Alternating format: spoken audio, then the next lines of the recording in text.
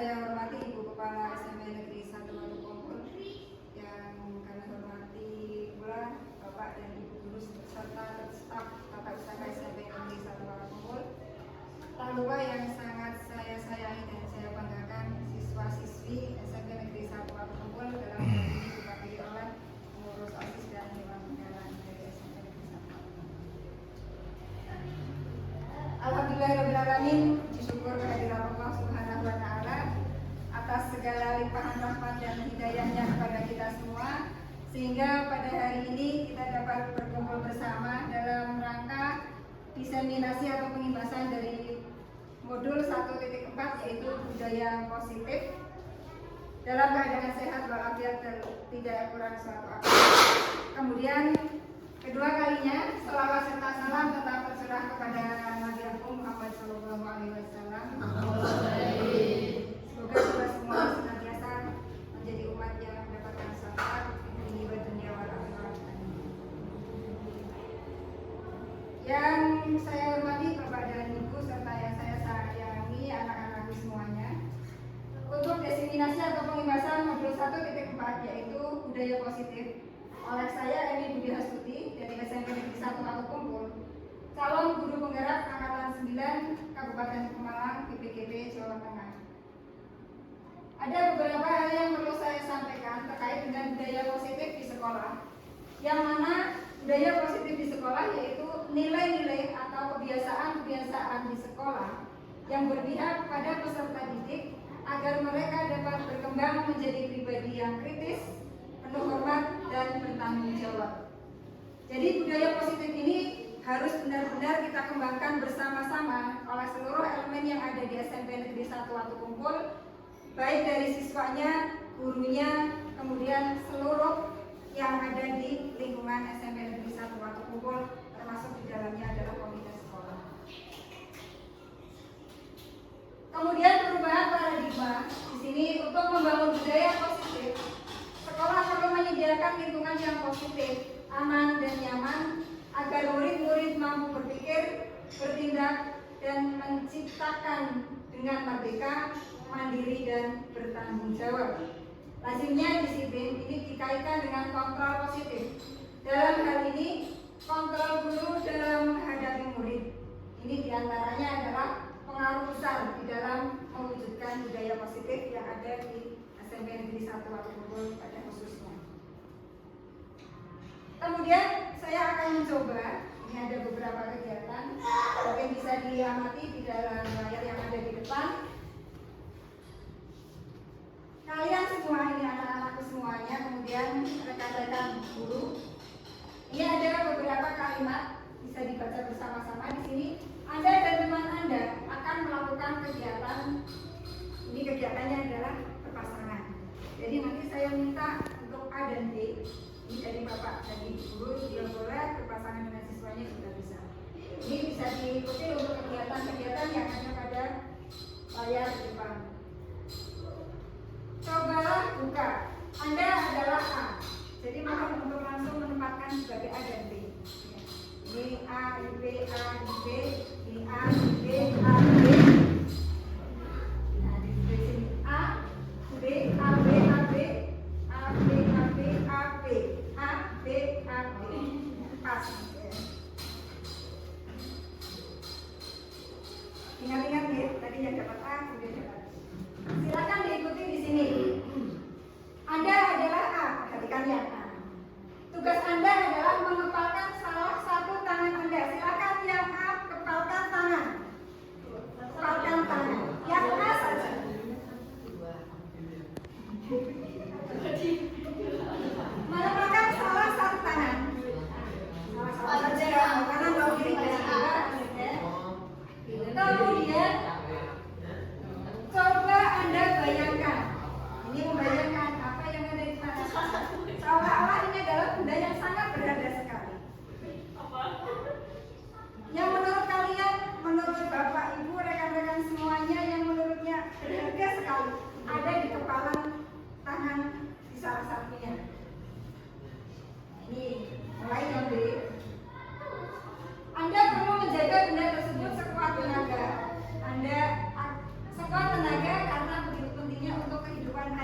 Ini yang A. Jadi harus dijaga benar-benar benda yang seolah-olah ada di kepala. Kemudian yang B, ini yang B. Yang B tadi yang dapat bagian B. B adalah salah satu orang. B bertugas mencoba dengan segala cara untuk membuka kepala tangan Anda. Silakan beraksi. Yang B membuka, tapi yang A ini berusaha kuat menjaga barangnya. Pokoknya apa yang ada di A sekuat tenaga. Saya harus menjaga apa yang saya pegang. Nah ini biasa bermuncul. Biasa bermuncul. Muncul dengan intimidasi. Kemudian apa lagi? Mengalahkan anggota, bahkan mengalahkan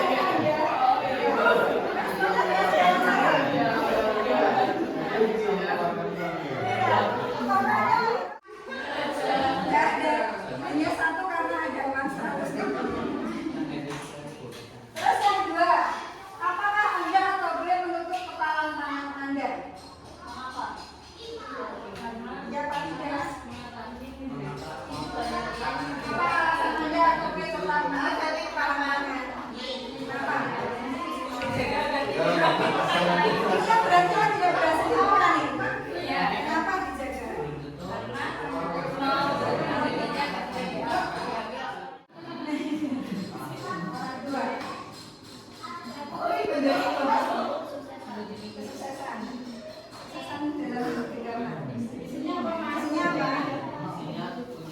Kunci apa?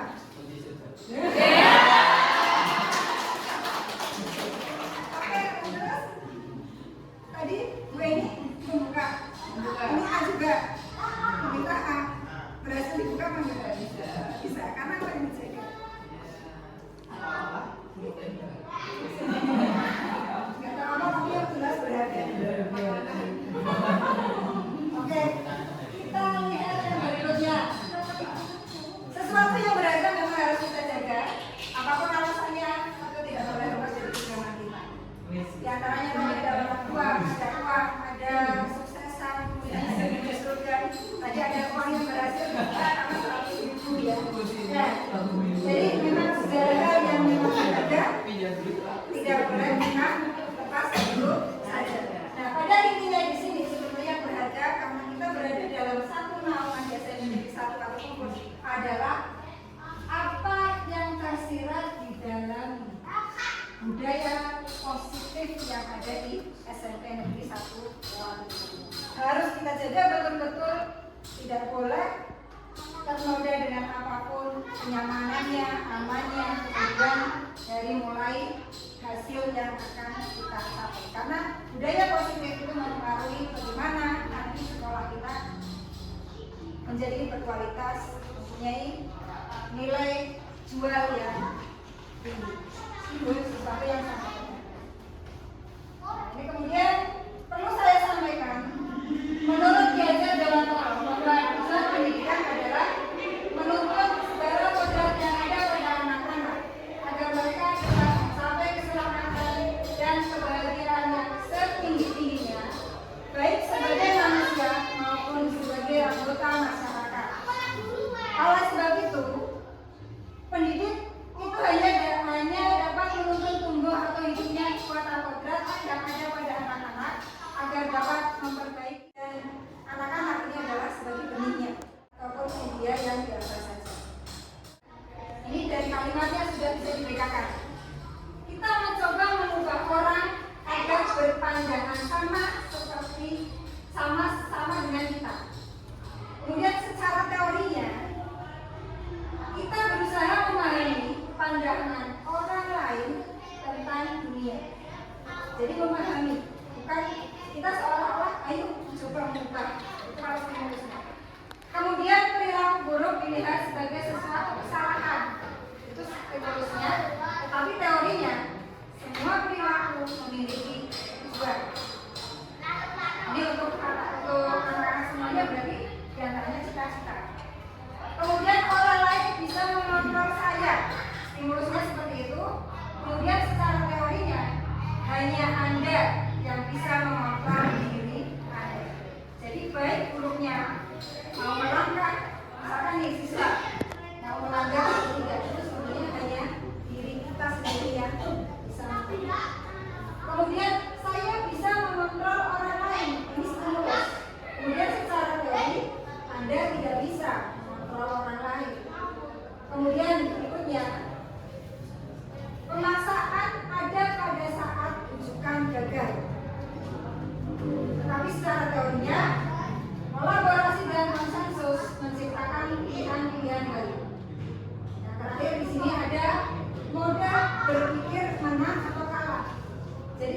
pikiran itu saling menang atau kalah. Hanya ada dua pilihan. Tidak ada istilah-istilah lain selain dua kepastian, menang atau. Kemudian secara teorinya berpikir model berpikir menang-menang. Positif selalu. Tidak ada kata jatuh, tidak ada kata turun. Jadi saya menang, saya berhasil, saya bisa. Karena apa? Segala yang ada di pikiran kita itu akan mempengaruhi langkah dan proses sehingga hasilnya juga akan terpengaruh dari apa yang kita pikirkan. Kemudian masuk ke makna disiplin. Apa itu makna disiplin? Bisa diperhatikan dari apakah makna disiplin? Ini berasal dari bahasa Latin, disiplina, yang artinya belajar. Yang menyimpulkan disiplin itu apa? Kemudian disiplin diri membuat orang menggali potensinya menuju sebuah tujuan apa yang dia hargai. Jadi ada beberapa tujuan, ada beberapa langkah, kemudian nanti sikap untuk menunjukkan kedisiplinan juga akan bisa ditunjukkan di sini. Kemudian namun dalam budaya kita, makna kata disiplin telah berubah menjadi sesuatu yang dilakukan seseorang pada orang lain untuk mendapatkan kepatuhan. Kecenderungan umum adalah menghubungkan kata disiplin dengan ketidaknyamanan, bukan dengan apa yang kita hargai atau pencapaian suatu tujuan mulia. Jadi kalau secara umum manusia pada umumnya itu kan disiplin sebagai paksaan. Kamu harus disiplin. Pandangan di sini apa coba? Harus disiplin. Apa yang berbeda? Diri sendiri dalam mengontrol dan menguasai diri untuk memilih tindakan yang mengacu pada nilai-nilai yang kita hargai dengan penuh tanggung jawab tanpa perintah orang lain. Ini sinkron dengan apa yang saya sampaikan. Jadi melakukan sesuatu dari hati untuk menyelamatkan diri kita dari kedisiplinan. Maksud dari nilai-nilai yang kita hargai adalah nilai kebajikan. Ini sifat-sifat positif manusia yang merupakan tujuan mulia yang ingin mencapai yang individu. Bisa dilihat gambar ini nilai kebajikan yang ingin dicapai oleh setiap anak Indonesia yang kita kenal dengan profil pelajar Pancasila. Apa saja? Beriman dan bertakwa pada Tuhan Yang Esa dan berakhlak mulia, berkebinekaan global, gotong royong mandiri, kreatif dan bernalar kritis. Berikutnya, teori motivasi perilaku manusia. Ini ada motivasi eksternal, ada motivasi internal. Di antaranya untuk eksternal adalah untuk menghindari ketidaknyamanan atau hukuman. Apa yang akan terjadi apabila saya tidak melakukannya? Ini adalah eksternal. Yang kedua, untuk mendapatkan imbalan dari orang lain atau institusi. Apa yang akan saya dapatkan apabila saya melakukan? Kemudian dari internal, untuk menghargai diri sendiri. Jadi yang ditimbulkan supaya kita dihargai itu adalah motivasi. Nanti ada sebuah lingkaran, kemudian merupakan kebutuhan dasar manusia. Ini adalah lingkaran kebutuhan dasar manusia yang merupakan realitas. Di antaranya adalah cinta kasih untuk bisa diterima. Tidak ya Pak saya, cinta kasih itu ya. Jadi biar bisa diterima untuk semuanya harus ada. Itu adalah cinta kasih. Kemudian penguasaan. Ini ada survival ya, berarti ada 4. Cinta kasih, kemudian kesenangan, kebebasan dan penguasaan. Ini adalah kebutuhan dasar setiap manusia. Jadi tidak ada satupun manusia yang tidak membutuhkan survival ini. Jadi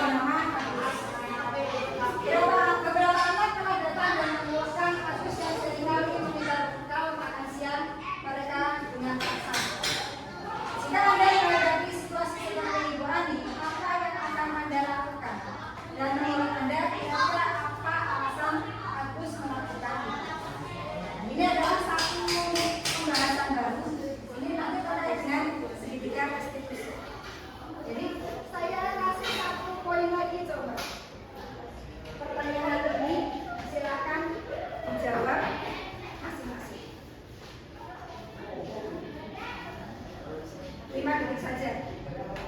Pertanyaannya, jika Anda menghadapi situasi seperti ini, apakah yang akan Anda lakukan? Dan menurut Anda, kira-kira apa alasan Agus melakukan ini yang merupakan temannya itu nggak mau berbagi bu, masa saya minta satu nggak boleh, padahal saya nggak tahu seperti itu. Mungkin saya berbagi kepada teman yang alasan aku melakukan itu ya mungkin lapar terus dia tidak sanggup mendapatkan uang saku dari orang tua, tidak membawa bekal, akhirnya mungkin dengan terpaksa merebut bekal makan siang teman-temannya. Mungkin teman-temannya tidak mau berbagi juga. ya, karena ini kan seringkali dilakukan Agus, sehingga ada yang laporan ke Ibu Anis dan kembali ke Anis. Oke, ada dua ya. Karena melihat Agus tidak mampu. Nah, kemudian menurut ditanya dulu, ditelusuri. Alasannya apa? Ya, alasannya apa? Kemudian setelah itu yang dihadapi Ibu Ani bagaimana? Selain menelusuri dulu, kemudian bagi teman-temannya, teman-teman Agus ya, saling mengerti. Terima habis kondisi temannya masing-masing karena kan setiap anak itu berbeda. ditelusuri, kemudian memberikan pengertian pada dua sisi, dari Agusnya dikorek bagaimana alasannya, kemudian dari teman-temannya memberikan pengertian. Saya kecewa sekali dengan kamu. Kamu tidak pernah benar melakukannya. Ayolah lakukan demi ibu bapak. Apakah kamu mau mendapatkan stiker bintang hari ini? Kemudian ada pernyataan lagi. Bagaimana kamu bisa menyelesaikan masalah ini? Kemudian yang berikutnya, kamu selalu yang paling terakhir. Nah, bisa dilihat yang sebenarnya ini masing-masing adalah contoh dari posisi ini. Yang pertama buat orang merasa bersalah, yang kedua sebagai penghukum, yang ketiga sebagai teman. Ayo lakukan demi bapak. Kemudian sebagai pemantau, sebagai manajer dan sebagai penghukum. Itu masing-masing contoh. Ini budaya positif, lingkungan yang positif, keyakinan kelas dan peraturan kelas. Nah, ini membuat keyakinan kelas. Saya kira keyakinan kelas sudah pernah dibuat ya. Keyakinan kelas adalah nilai-nilai kebajikan atau prinsip universal yang disepakati bersama secara universal, lepas dari latar belakang suku, negara, agama. Contohnya keyakinan kelas yang pernah dibuat, sehingga keyakinan kelas ini akan mengerucut menjadi sebuah kesepakatan kelas. Dari beberapa keyakinan kelas akan mengerucut menjadi sebuah kesepakatan kelas. Ini terkait dengan segitiga restitusi. Jadi tadi segitiga restitusi sudah saya jelaskan, yang mana membuat orang itu merasa salah, kemudian ada solusi. Jadi contohnya di Agus ya. Ini adalah penerapan segitiga restitusi. Tahapan segitiga restitusi ada menstabilkan identitas, kemudian sebagai validasi tindakan yang salah, menanyakan keyakinan.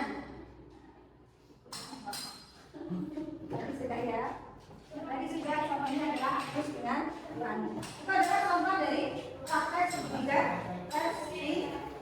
Sebagai refleksi kita hari ini, coba yang pertama, perasaan saat ini adalah apa? Perasaan apa? Lapar. Sebagai refleksi, perasaan Anda, perasaan saat ini adalah, jadi perasaannya bagaimana saat ini? Saat ini, perasaan saat ini adalah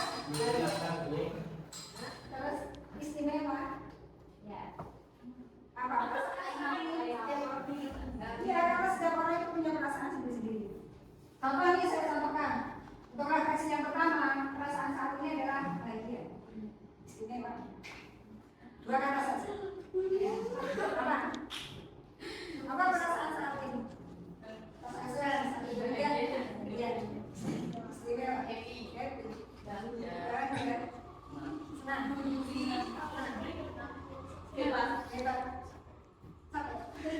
Kita akan bersama dengan hamdalah bersama-sama.